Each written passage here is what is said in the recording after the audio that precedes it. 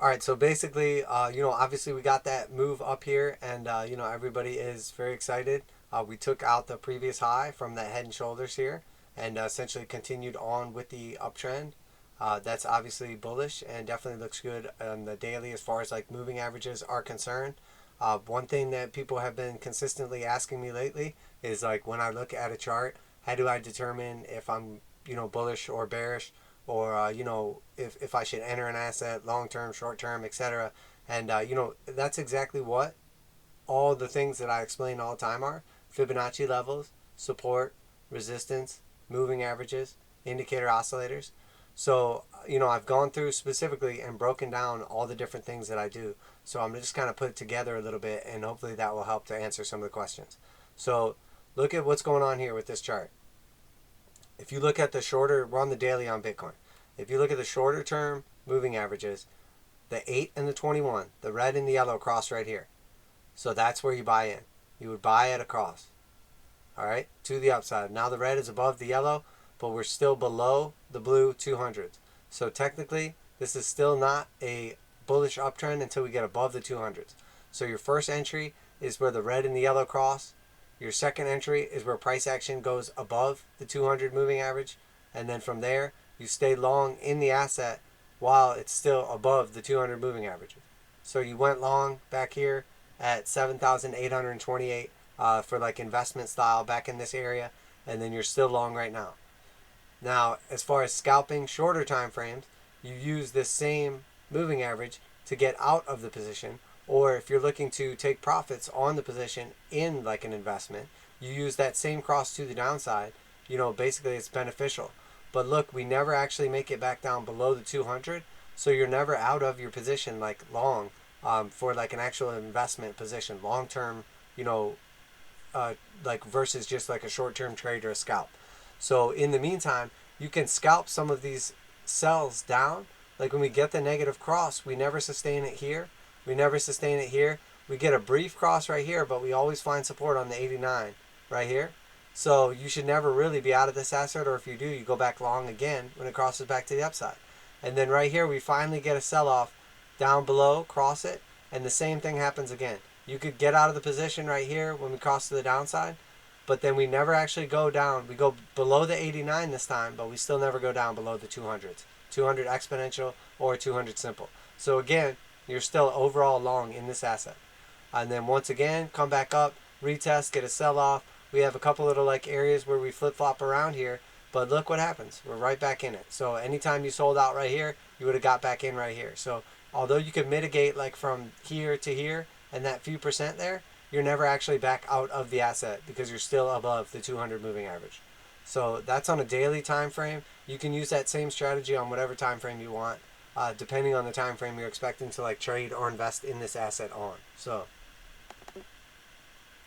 and then pulling up like the indicator oscillators, the idea with these is to use them in conjunction with the other stuff you're using. But I tell people all the time, everybody wants to get all complicated and try to use 100 different things and try to use some fancy new indicator or something they saw on TV or whatever. If you are not a consistently profitable trader or investor, just ignore everything but moving averages. Just use moving averages. That's it. That's all you need. Moving averages are the simplest, most effective way to trade any asset. If you are above the 200, you're in a bull market or a bull run on that time frame. If you are below the 200, you are in a bear market or a bear run in that time frame. So that's all you need to use. But if you use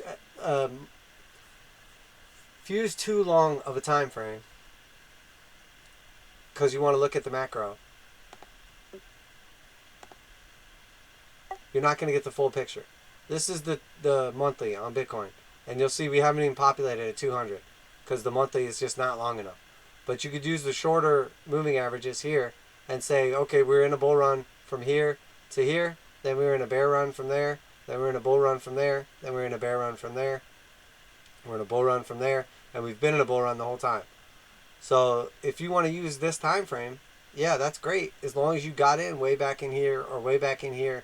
But if you got in here, you ate that dump, you're upside down on a massive position. If you got in here because you're above and then you ate that dump, it sure didn't feel like a bull run. So that's what you have to worry about using too long of a time frame.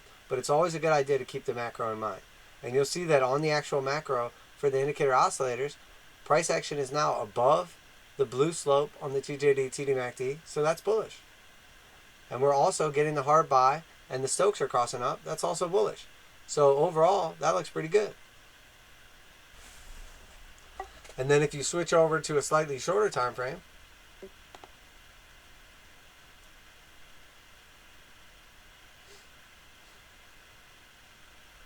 go to the weekly now, you'll see we populated back here in like 2015, we populated the blue moving average. And this is a specific example where a lot of people got tricked really badly. Down here, I was buying the bottom down here because we were still on top of the 200 simple moving average. And a lot of people were selling because we broke below the 200 exponential moving average. And depending what exchange you were looking at, this was not the case. On some exchanges like Bitstamp, this was the case. But if you looked at something like Coinbase, we were under both moving averages because it didn't have a long enough time to correctly populate the moving averages. So people were looking at a Coinbase chart, said we're below the 200 exponential and simple. That's extremely bearish. We're going to go down. We're in, potentially in a downtrend now because we're below the 200 and we have the cross on this. But people that were paying attention to the 200 simple, which is what Wall Street and traditional market investors use, we never actually went below it. Or if you're looking at Bitstamp because it has the longer time frame, we never actually went below it. But if you were just looking at the wrong exchange because it didn't have enough data, it's not useful. And the same thing right here. When we broke down right here and got that massive sell-off, yeah, we closed down below the 200 simple. For the first time, like ever in Bitcoin's history, we closed below it. But then we put in a massive indecision candle, and we never took out the wick low right there. And then, essentially got like continuation back after that. So basically, when we closed right here, that was the time to get bullish again. Because we closed back on top of it, essentially moving back up towards the previous moving averages. You're going to at least come back up and retest them. But in all reality, once you cross back above right here on the weekly time frame, the 8 is back above the 21, there's no reason not to get back into this asset and continue to the upside. And it's the same reason now that we've gotten this close and taken out this previous high right here, it now looks like we're going to retest the previous high. So when we came down here, the idea is we're going to come back up eventually and retest this high. So we come back up, fail to get above it, hold, and then we break through it. So when we break through it, what do? Come back and test the previous high. So we get there, hold, and then retest, come back down, and now look, what's the next thing that's going to happen? Potentially going to retest the next high, which is going to be back in this range or back in that range. So is it possible that we're headed to 20,000 in like the near future? Yeah, I definitely think it's possible. And that's what we're paying attention to and keeping our eye out for. And then if you switch back over again, the daily time frame, you'll see once again, our histogram is back above the blue slope. We have the blue above the purple. And we have the 8 above the 21. And we're above the 200. So once the 200 holds and then we come down and we put in a higher low, that's potential for a decent trade to the upside. And then in this case specifically, we also had that massive descending broadening wedge taking place, and we basically hit the measured move. But once you hit the measured move, is it okay to take profits? Is it okay to put in a short, and assume that the top might be in? Yeah, of course. Like I shorted the macro fib right here at 786, and we took it out slightly, but I'm still in that position right now. And then if that takes it out and we get our next leg up, there's not a lot of resistance above our heads. So if we get a leg up from here, I can lose a few percent on a short every time I'm at the top of one of these ranges. I can lose a few percent, assuming that it might sell off and lock in my profits. But if we go up, if we break through that and it takes out my stop loss again, all that happens is I capture the entire move minus that 3%. So when we got this 20% move up right here, I lost like 2% off the breakout right here, and then capture the remainder of the move. Lost another like 3% right here off that breakout, capture the entire rest of the move. It's better to protect yourself and to hedge your bet is essentially what it is. It's like when you're playing roulette and you're betting on red and you've been doing great. You're winning with red and your bets, you're making money, whatever. And eventually you start thinking, well, I better be careful. It might hit that green. So you don't take, if you have $100 on red and you win, you're going to make another $100. So what is it to take $2 or $3 or $5 and put it on green? Because if you have $100 on red and you put $5 on green, if that $100 hits, you're going to make $100 and you're going to lose your $5. But if the green hits, you're going to lose your $100, but the green is going to pay you, depending if it's traditional roulette like European or American. They have one green space in European roulette, but they have 2 in American. So if you have 5 on, say you're playing traditional, so the odds aren't as good, you're basically making 16 to 1 on that $5 bet. So you're making back the majority of what you would have lost. If you're playing European roulette, you're making 30 whatever to 1. So you actually make money. So you lose 100 and then you gain 150 roughly. So you're actually up $50. But the idea is not to say I'm betting on green. That's because the likelihood of that happening is not likely. You're hedging your bet. You're protecting yourself in that position to make sure that in that crazy case that it does come back to bite you in the butt, your bet is still covered from that anomaly. And that's essentially what it is. Or just black hits and you lose everything. But, again, it's a bet. It's a gamble.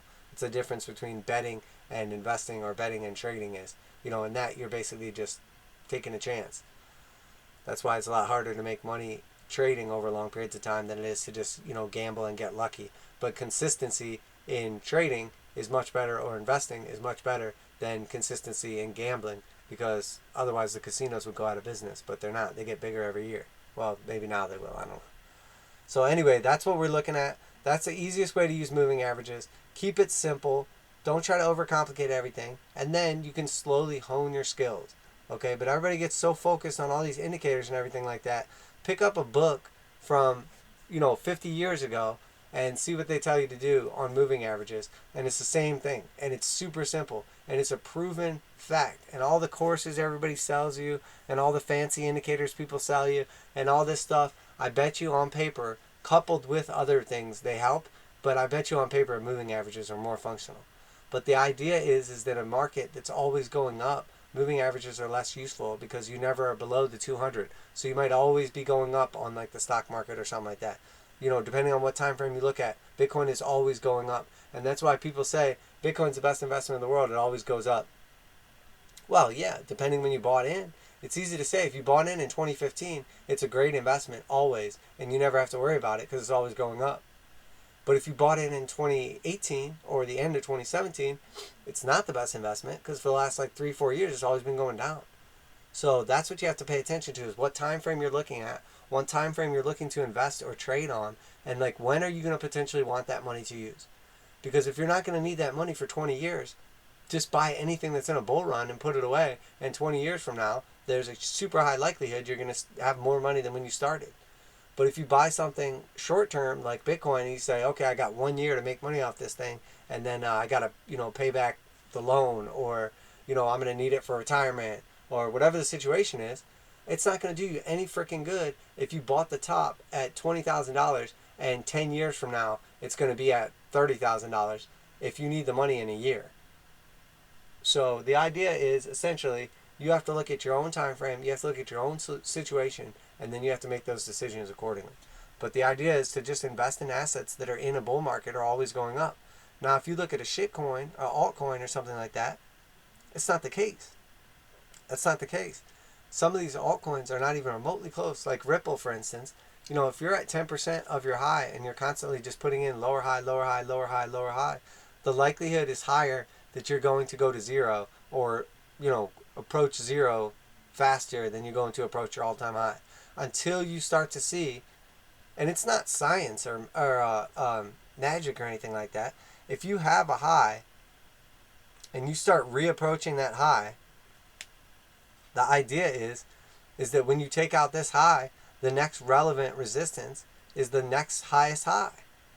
Because once we bust through this resistance right here, we don't have to worry anymore. We worry about this resistance right here. But the fact of the matter is when we take out this high right here at 14,000, let's say, if we get up to 14,000 and take this out, the idea is that from 14,000 to 20,000, there's no real resistance. There's another peak right here that we could potentially worry about, and then 20,000. So the idea is that as we start taking out these highs, you start putting a percentage of your money in it for a long-term investment. That way, if there's a pullback, it doesn't matter. You're not completely out of the market if it breaks out to the upside, and you're not getting completely wrecked on your entire position if it breaks to the downside. But the most important thing is that from here to where we're at now, you know, we've had 3 years go by. You know, that's kind of a big deal. If you needed that money anytime soon, you know, we're approaching like basically like, I mean, it's more than likely going to end up being 4 years before we take out the high, or maybe it won't. Maybe it'll be, you know, 3 and some change, whatever. Maybe it'll be 5. Maybe it'll never happen. You know, anything's possibility. But you look at the probability after a while, and the probability is that, you know, people are saying by the end of the year, you know, $20,000. That's definitely a possibility. It's definitely a possibility. It's only another like 50% from where we're at right now. But what is the probability of that happening? Is it probable that we're going to take out this high?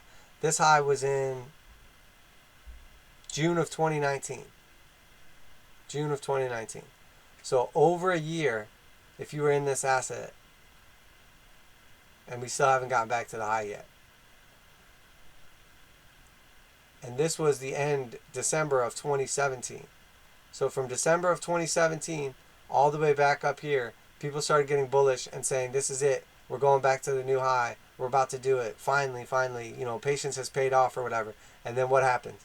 We went down for this whole time right here. So now here we are right back at that same spot again.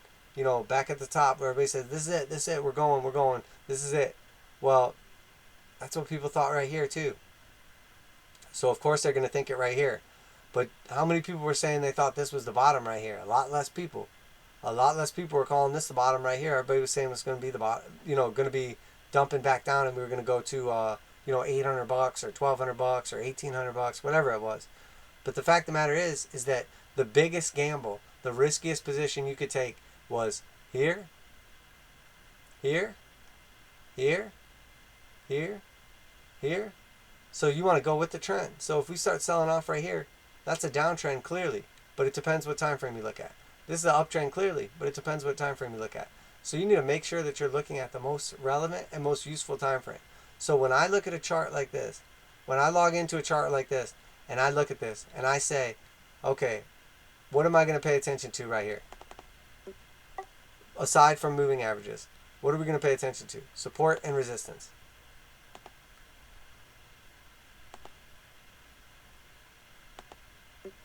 So that's a resistance point right there. That's a support point right there. So anywhere down here, we're at the bottom of the range. Anywhere right here, we're at the top of the range.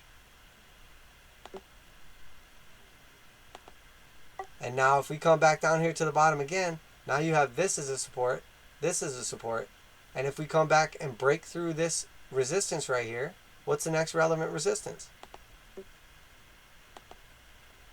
I mean, that's the most important thing to pay attention to right now. So when I take trades, I try to take them at the bottom off of support. I try to sell or take shorts at the top off of resistance. So right now, this looks like an ideal place for me to short an asset. And the reason being, if you look at a short,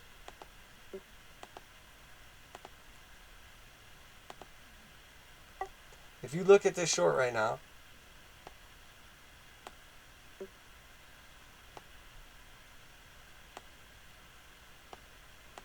and I'm not saying this is an actual short that you would want to enter because the percentages are way too off.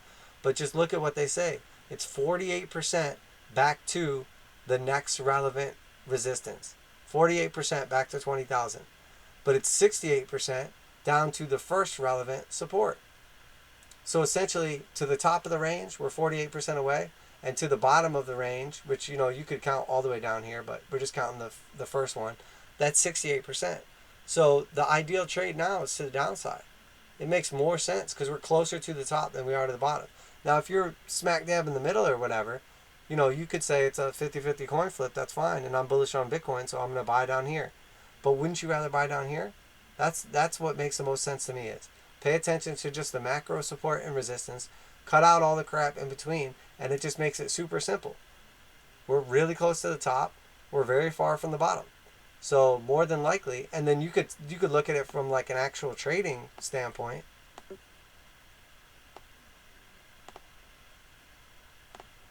And you could say, okay, I'm going to run a 10% stop loss. So if we take this out and we consolidate above this, I'm going to close my position and I'll be down 10%.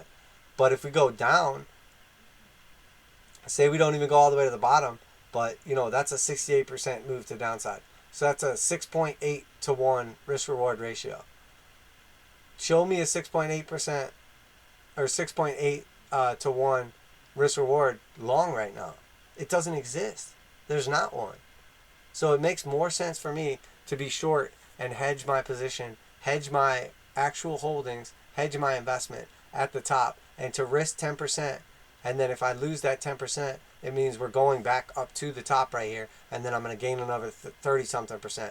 But if we just randomly dump off while I'm sleeping at night or something like that, you know, there's no way you can protect yourself and get out at that position. And if you're already in profits on your positions, all you're doing is protecting your profits. So you're not actually losing anything. You're just giving back a little bit to the market. That's like, you know, it's like paying tithes at church. Like, you know, sometimes you got to give a little back so the market can keep going. But that's how I look at it on the macro right now. Everybody's extremely bullish. They go by candle closes. They go by weekly, daily, you know, whatever, fundamentals. Talk to me when we break through this point right here. When we break through this all-time high right here and maintain price action above it, I will start to get extremely bullish that we're going to 20,000. But right now, I'm still not bullish that we're going to 20,000. And I can't, just because that's my trading strategy. And you can go by whatever you want, whatever your strategy is. But when I look at a chart like this, it looks extremely simple. I mean, there's 4 lines on the chart right now. There's 4 lines on the chart right now, and you could explain to a child why this makes sense, in my opinion. And it's great to use candle closes. It's great to look at CMEs. It's great to do all this stuff. But if you want to break it down to the super simplest, easiest way to look at anything, to me, this tells me right now, definitely don't get bullish right now. This is the worst time to get bullish. And then if you take on top of it, CV, the economy, all this other stuff going on right now, the election, potential massive taxes coming in. You know, if crypto didn't have KYC, know your customer, like if they didn't require, I don't know how it is in every country. I know some places it's more lax, but in the United States, they have full-on KYC, and now the IRS has contracts with like Coinbase and other like you know, data collecting companies and stuff to essentially find out who you are, where your money's at, and make sure you pay your taxes on it. They even ask you now on your forms when you fill out your tax form at the end of the year, or whenever you fill it out, I should say, you know, did you trade or do you own crypto?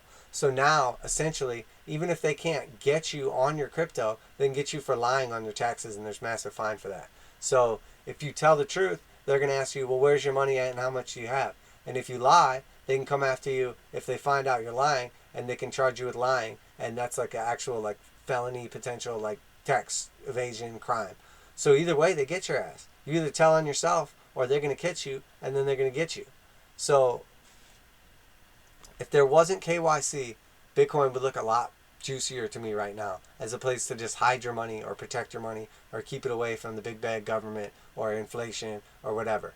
But if you think for 1 second that Coinbase is going to say, no, you can't have this crypto because it's not yours. It belongs to, you know, John Smith. Yeah, right. All these exchanges will throw your ass to the wolves in a heartbeat to protect themselves. So if the government shows up and says he lied on his taxes, we want his crypto, they're going to give it to him in a heartbeat. Now, if you have a, if you bought Bitcoin on the low and there's no way to track it or whatever, you got it on a, you know, ledger or something like that, nobody knows about it, by all means, you're probably a lot more protected. But how did you get that money there? How did you get it on a ledger? Did you go through an exchange? Who'd you buy it from? Where'd you get it? Were you mining? Does anybody know you've been mining? That's exactly what KYC is all about. It's all about that money trail. And that's what all this digital currency and everything is all about. They have now control over you and where you put your money. So that's why everybody is so concerned all of a sudden with, oh, it's going to go digital. Well, they try to say, oh, Bitcoin, use it to buy drugs on the internet, on the low key, or whatever, like all these crimes are committed with Bitcoin. Well, you want to talk about crimes being committed, what do people commit crimes with? Cash. Because there's no money trail. You don't get a receipt when you go buy something from cash from somebody on Craigslist. There's no paper trail behind it. You know, even when you go to the store, you get a receipt, but it's not a two-way thing. Like, they don't know necessarily who paid with cash, who bought it. Like, yeah, they go back and look at the cameras and see your face or whatever it is, but there's not paper trail behind it.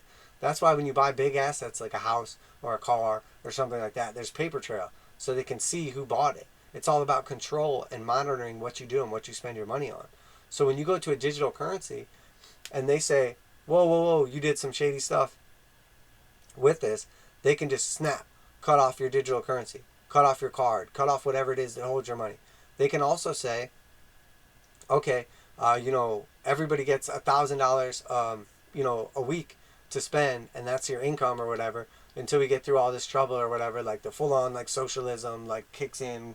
Well, they can say, okay, you get $1,000 a week, but you can't spend it on foreign goods. You can't spend it on certain websites. You can only spend it on certain types of things, like food or, groceries, home supplies, building supplies, like whatever. And if you don't spend all that money off the card completely by the end of the week or by the end of the month or whatever, we wipe your card clean. Or you don't get your re-up for the next one. So then they can incentivize you to spend it. Or they could say, you don't have to spend it all, but at the end of every month, you have $1,000 we gave you, you didn't spend any of it. Well, at the end of the month, you're going to pay 10%, interest on it, negative interest rates. That's the easiest way to do it. You can't do negative interest rates with cash because people stop putting their money in the bank. If you put your money in the bank and the bank says, okay, we're going to take 2% of your money every single month if you don't spend it, people just say, okay, I'll put it under my mattress. Or they'll say, all right, I'm willing to pay for security. The bank secures my money and holds it for me, make sure somebody doesn't just show up at my house with an AK-47 and rob me, and in return, I will pay them 2%. So one way or another, it's like a social agreement to protect my money. But if it's all on digital cards or whatever, it's super easy to go negative on interest rates and stuff like that. It's super easy for them to say, if you don't spend this money by the end of the month, it goes to zero, and then, or you don't get your re-up or whatever. So then it stimulates the economy, because instead of people doing what they did with the stimulus money, everybody said, whoa, things could get bad. I'm going to put it away and I'm going to keep it safe and I'm going to wait until I need it. Well, that doesn't help the economy. They need to give people money and they need to get people to go spend that money like there's no tomorrow. And that's the difference between what happens when they give out all this stimulus and, real life. When they give out all the stimulus, nobody goes out and spends it. They put it away for a rainy day and they spend it when they need it, or they pay down bills or credit cards or whatever. When they give you money and tell you it expires and you can't use it to pay off your credit cards and you can't use it to buy stuff from, certain countries or whatever, they can direct where you spend that money at, and they can essentially force the economy to be stimulated through spending. And if you know anything about the economy and the world economy and all that stuff, the whole thing is based on spending by consumers. It's a consumer-driven spending economy, and it's all based on that credit debt system. So that's just the best way that they could control anything. So if you think for 1 minute, like fundamentally, you want to get super bullish on Bitcoin and say this is it, it'll protect you from all this stuff. Well, no, it won't. I just told you exactly why not too. And if you think, oh, well, it's going to, be a store of value the same way that gold will, and, the government can't control it. Well, no, they can control it easily if they want. And they can take it from you the same way that they took everybody's gold in, the, whatever it was, the 60s or whatever. So, there's a lot of ways, they can essentially force a bail-in. They could say, oh, we need this money to, pay off the national debt or whatever. So everybody that owns crypto, like, we're taking it. And then Coinbase or whatever exchange, Kraken or, Gemini or whatever your exchange is, Binance, what do you think they're going to say? You think they're going to risk not being able to function as a business anymore? Or you think they're going to say, yes, almighty, powerful government, please take this from me and just let me continue being, the business that I am? Because all they care about is money. They don't care about the customers. They don't want to lose the customers. And they might fight a little bit to protect you, but they're not going to risk it all. They're not going to risk their whole business to protect you from a government that could potentially shut them down. And I'm not just saying the U.S. government. Any government can do it. China has already done it in the past with crypto, said it was illegal. India, U.S. has done stuff with it. I mean, there's no way anybody can fight on that level. You don't have the money or the power to do it. So if the shift really is going to be to digital currencies, and then all of a sudden, all these countries are banding together and making a deal on digital currencies, and they want a way to control or whatever, if you don't think for 1 second that they could step right in and say, all right, Bitcoin is illegal now, we don't like it, it's dirty money, or, Cardano, or whatever it is, Monero, we don't want you to have privacy coins, whatever the situation is, whatever level they take it to, you're not going to beat the system in that way. You're not going to do it. If you're going to beat the system, it'll be with cash or whatever, which is why they're trying to get rid of cash, because it's easier to have cash and not be traceable. The truth is, they can follow these wallet addresses and they can follow it back, and they can see like 20 transactions, back or whatever, and see where did this Bitcoin come from? Who's the miner that got it? Who, did you buy it from somebody, on the side of the road or whatever at, on a Craigslist deal, like low key. I mean, there's so many ways and that was my initial problem with Bitcoin way back when my cousin told me about it, in like, I don't even remember what it was. It was like 2012 or something like that. I say, yeah, but, Chuck E. Cheese can get away with making fake money and letting people use it at Chuck E. Cheese because that's their business plan and they abide by what the government says. I said, but how are you going to use this Bitcoin? How are you going to get away with this Bitcoin? How are you going to do all this stuff? Because one day if the government steps in and says, I don't think so, they can just shut you down. And that was my main argument with all of it. So, but again, that's just, the macro alternative view to everybody else. I'm not saying that Bitcoin won't succeed. I'm not saying that Bitcoin isn't a hedge against the system. I'm not saying it's not a good investment or a good trading asset or whatever. I'm just saying for every upside that there is, for every ambitious fundamental aspect that there is, there's also one that's equally or more bearish or more scary or more worse or more likely to play out. Because the truth is, if the governments are going to fight for control right now of our monetary supply and of our money and of our spending and everything like that, if you don't think for 1 second that they notice Bitcoin, it's very obvious that they have. It's very obvious that they have. And the more that it's in the spotlight and the more it's paying attention to and the more mainstream it goes, the more likely they are to crack down on it. So, all right, well, there's our macro, micro view. There's our basic look at support, resistance, moving averages, the most important things. Inside of that, we can start pulling up indicators. We can start looking at oscillators. But what's easier to look at? All these lines and all this stuff down here? All these colors? All this stuff right here? Or these lines? And these moving averages? Because in my opinion, that old saying, KISS, keep it simple, stupid, there's a reason that they have that. Because what's simple is effective, what's simple is repeatable, and there's not a bunch of factors, you're not going to have a bunch of excuses why something went wrong. You're going to know, okay, once we are red above the yellow, and they're both above the blue, we're in an uptrend. Price action is in an uptrend. We're finding support consistently. We're putting in a low. We're putting in a higher low. We're putting in a higher low. Putting in a higher low, consistently going up.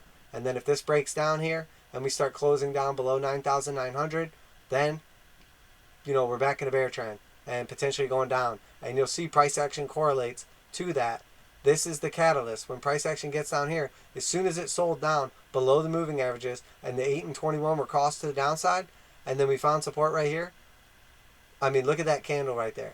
If that doesn't tell you that we're not the only ones looking at this and that that's not the most effective method possible, as soon as it crosses back above the 200, what happens? Big candle to the upside, never even comes back down to touch it again. Never even made it back down here again. So, keep it simple, stupid. Remember that. All right, any questions or anything based on what I've talked about